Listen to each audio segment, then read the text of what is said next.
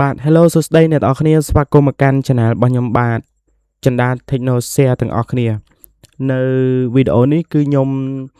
មកប្រាប់អ្នកទាំងអស់គ្នាមកប្រាប់ទៅលើបងប្អូនដែលគាត់មានបំណងរៀនតាក់ទងទៅនឹងការសរសេរកូដទៅកម្រិតដំបូងការសរសេរកូដដើម្បីបង្កើតនៅលើ website អញ្ចឹងដើម្បីអាចបង្កើតទៅលើ website បានគឺអ្នកទាំងអស់គ្នាត្រូវរៀនភាសាមួយចំនួនដូចជាទី1គឺ HTML បាទ HTML គឺពាក្យពេញរបស់វាគឺ Hypertext Markup Language បាទអញ្ចឹង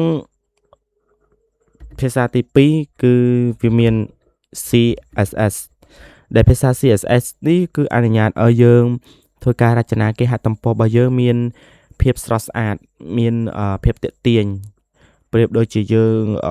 មនុស្សម្នាក់ដែលអត់តន់ make up អញ្ចឹងពេលដែលយើង make up ហើយប្រៀបដូចជាយើងនឹងបន្ថែម CSS ទៅកាន់ HTML អូខេទី3គឺវាមានតាក់ទងទៅនឹង JavaScript បាទ JavaScript នេះគឺជាភាសាសម្រាប់ឲ្យយើងធ្វើការអន្តរកម្មជាមួយនឹងweb page របស់យើងអាចឲ្យយើងចុច click បានចុចអីបានឲ្យវាមានចលនាបាទទី4អ្នកទាំងអស់គ្នាអាចរៀនតាក់ទងទៅនឹងភាសា PHP បាទភាសា PHP នេះអាចឲ្យយើងធ្វើការ access ទៅកាន់ database បានដែលមានភាព dynamic website របស់យើងមានភាព dynamic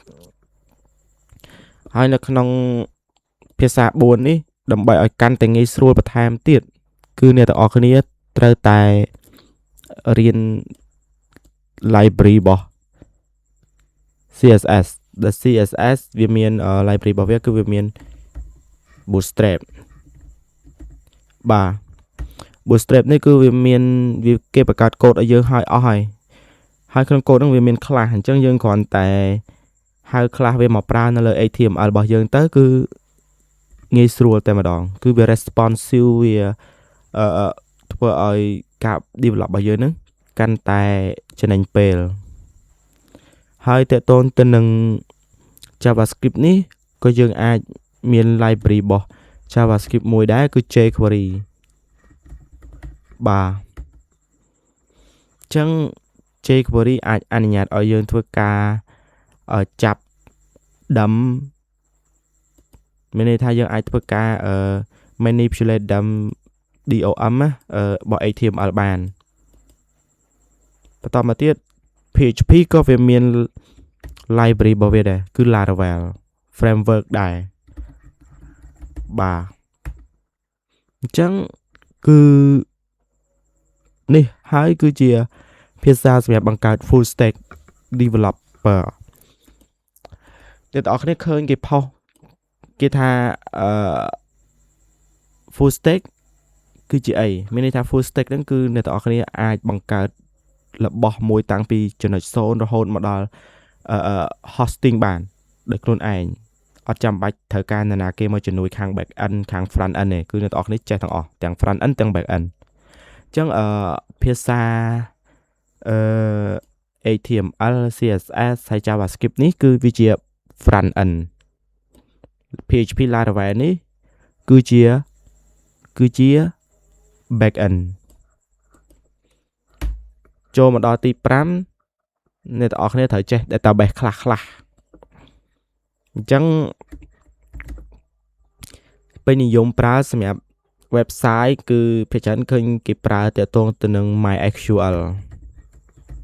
បាទ MySQL ក៏ជា database មួយដែរអ្នកទាំងអស់គ្នាក៏អាចប្រើតាក់ទងទៅនឹង Oracle បានផងដែរ SQL Server ក៏បានដែរក៏ប៉ុន្តែសម្រាប់អ្នកដែលរៀនដំបូងគឺខ្ញុំ recommend ឲ្យអ្នកទាំងអស់គ្នារៀនតែត្រឹម MySQL Center បាទអញ្ចឹងវីដេអូហ្នឹងមានតែប៉ុណ្្នឹងទេអ្នកទាំងអស់គ្នាអាចទៅរៀនបាន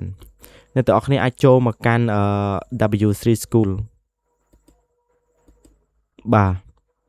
ចូលមកកាន់ website របស់ W3 School មកនេះ W3 School Enter មក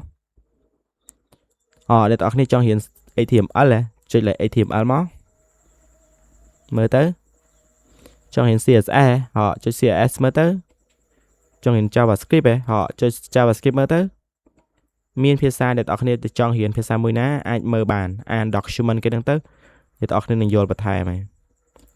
បាទជួបគ្នានៅវីដេអូក្រោយអញ្ចឹងវីដេអូនេះគឺមានប៉ុណ្ណឹងកុំភ្លេច Subscribe Channel ខ្ញុំបាទអ្នកមួយផងបាទបាយបាយ